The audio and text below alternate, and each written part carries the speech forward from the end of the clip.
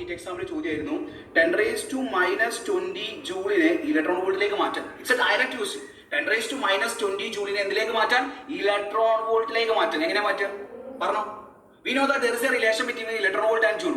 One electron volt is equal to 1.6 into 10⁻⁻19 joule. അങ്ങനെയാണെങ്കിൽ ജൂളിനെ electron volt ആക്കാൻ എന്താ ചെയ്യാം?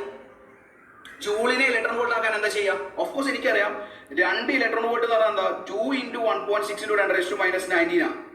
ഇലക്ട്രോൺ വോൾട്ടിനെ ജൂളിലേക്ക് മാറ്റാൻ ഇൻറ്റു 1.6 മൈനസ് വലുതാ. ഇതൊന്ന് ഒന്ന് മൈനസും ഒന്ന് പ്ലസും, അപ്പോൾ അത് മൈനസ് ആവും. Minus K Q Q divided by L.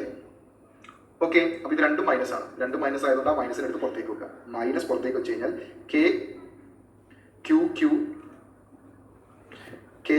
Q divided by 2L plus K Q Q divided by L. ഇത് രണ്ടും add equal to change in potential. Change in potential U final minus U initial. U initial 0 ആണ്. അപ്പോൾ change in potential എന്നാൽ U final minus 0. അപ്പോൾ change in potential എന്ന് പറഞ്ഞാൽ minus of 3 K Q Q